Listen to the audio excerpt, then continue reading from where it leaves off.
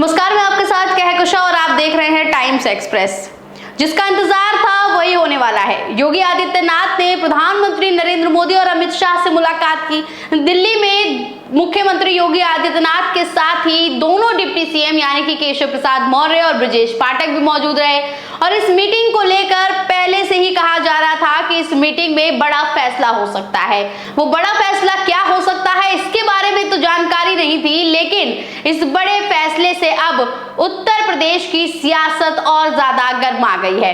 जी हाँ, दरअसल योगी आदित्यनाथ जिस तरीके से सभी कार्यकर्ताओं नेताओं से समीक्षा बैठक करने के बाद प्रधानमंत्री नरेंद्र मोदी के पास पहुंचे थे, उन्होंने प्रधानमंत्री नरेंद्र मोदी से सभी मुद्दों पर बात की और सबसे बड़ा मुद्दा रहा कि जिस तरीके से योगी आदित्यनाथ के खिलाफ केशव प्रसाद मौर्य और ब्रजेश पाठक हो गए थे, ऐसे में योगी आदित्यनाथ को अपनी कुर्सी खतरे में नजर आ रही थी और खतरे में तो थी ही।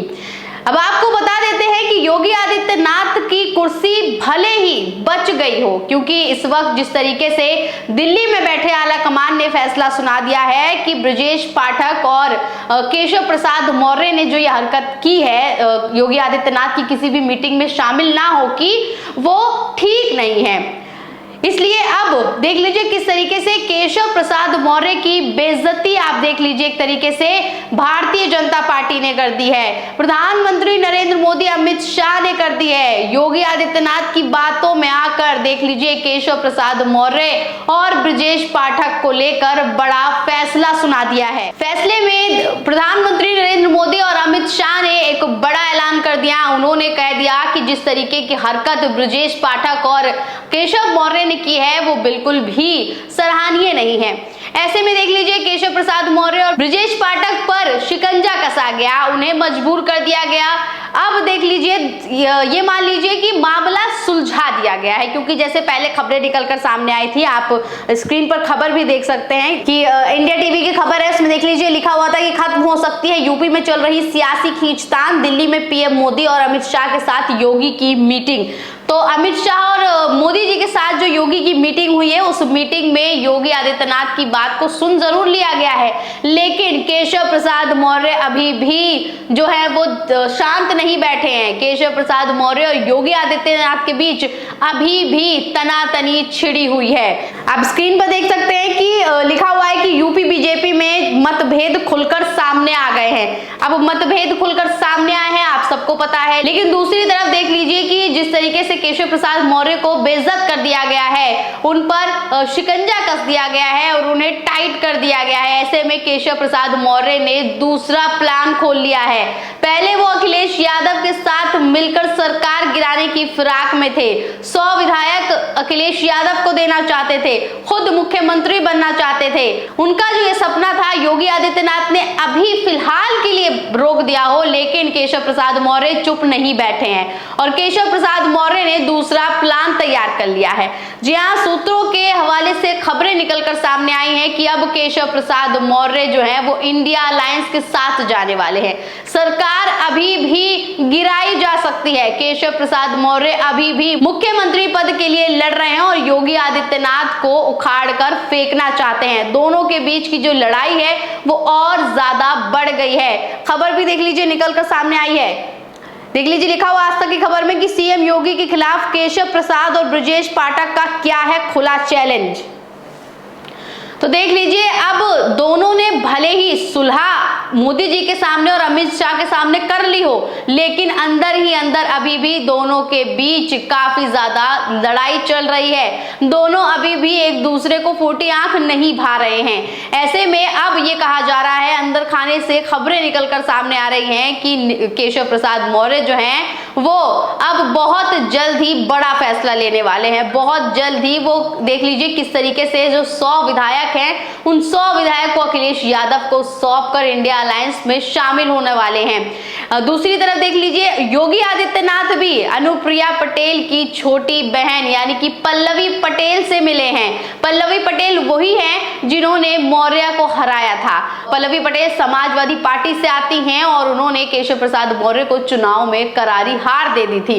तो इसका क्या मतलब हो सकता है? ये इसी ओर इशारा कर रहा है कि एक तरफ योगी आदित्यनाथ केशव प्रसाद मौर्य को कमजोर करने में लगे हैं, वहीं दूसरी तरफ केशव प्रसाद मौर्य योगी आदित्यनाथ को कमजोर करने में लगे हुए हैं। भले ही केशव प्रसाद मौर्य ने एक पोस्टर शेयर कर दिया है जिसमें वो सीएम योगी के साथ नजर आ रहे हैं, लेकिन उनके अंदर क्या चल रहा है इससे तो मोदी जी भी वाकिफ नहीं है। देख लीजिए, आईपी सिंह ने, जो समाजवादी पार्टी के नेता हैं, पूर्व मंत्री रह चुके हैं, उन्होंने ट्वीट किया है और क्या जो है आकलन किया है वो बेहद चौंकाने वाला है। आईपी सिंह ने लिखा है कि लौट के बुद्धू घर को आए, बार बार अपनी छीछा लेदर कराने के बाद सीएम श्री योगी आदित्यनाथ की फोटो ट्वीट करना पड़ा। जानकारी के मुताबिक पाठक और केशव प्रसाद से इस्तीफा तक मांगा गया। हाथ पैर जोड़कर बड़ी मुश्किल से कुर्सी स्टूल बचा है। आगे दिसंबर से पूर्व सबको हटाए जाने की खबर है। महीनों कैबिनेट मीटिंग से दूर रहने वाले दोनों बुद्धू रोकर माफी मांगे। तो देख लीजिए, केशव प्रसाद मौर्य ने एक ट्वीट किया, इसमें एक पोस्टर है जिसमें प्रधानमंत्री नरेंद्र मोदी भी नजर आ रहे हैं और नीचे योगी आदित्यनाथ और उप मुख्यमंत्री केशव मौर्य नजर आ रहे हैं। और इस पोस्टर में लिखा हुआ है, उत्तर प्रदेश आरक्षी नागरिक पुलिस परीक्षा के लिए राज्य सड़क परिवहन निगम की निशुल्क बस सेवा की सुविधा। अब बस सेवा चलाई जा रही है निशुल्क, उसके लिए ये पोस्टर जारी किया गया है और ये केशव प्रसाद मौर्य ने ट्वीट किया है। इससे पहले अब तक उन्होंने ऐसा कोई ट्वीट नहीं किया था जिसमें योगी जी उनके साथ हो, लेकिन ये किया गया, डरा धमका कर किया गया है, क्योंकि आईपी सिंह ने पहले ही कह दिया है कि दोनों से इस्तीफे की मांग कर दी थी। अब इस्तीफे की मांग पर दोनों डर गए और अंदर जाने और क्या क्या जो है धमकियां दी गई है दोनों को, जिस तरीके से इन्होंने ये ट्वीट किया है। लेकिन आईपी सिंह के इस ट्वीट में एक बात पर नजर गड़ाएं, अगर एक बात पर ध्यान दे तो लिखा हुआ है कि दिसंबर से पूर्व सभी को हटाया जाना है। तो आप देख लीजिए कि योगी आदित्यनाथ तो हटेंगे, अभी नहीं तो दिसंबर से पहले हटेंगे, लेकिन उनकी कुर्सी जाएगी। आने वाले विधानसभा से पहले योगी आदित्यनाथ को हटाया जाना है। अब इस लाइन को आप गौर से अगर देखेंगे, गौर से समझेंगे तो ये इसी ओर इशारा कर रहा है। तीनों अपने पद से हटेंगे। अब जो केशव प्रसाद मौर्य को अगर मुख्यमंत्री बनाना है तो वो उप मुख्यमंत्री से तो हटाए जाएंगे। तो ऐसे में अब यहाँ साफ हो गई है तस्वीर कि भले दोनों के बीच सुलह मोदी जी और अमित शाह ने दिल्ली में करा दी है, लेकिन दोनों फिर भी एक दूसरे के पीछे लगे हुए हैं।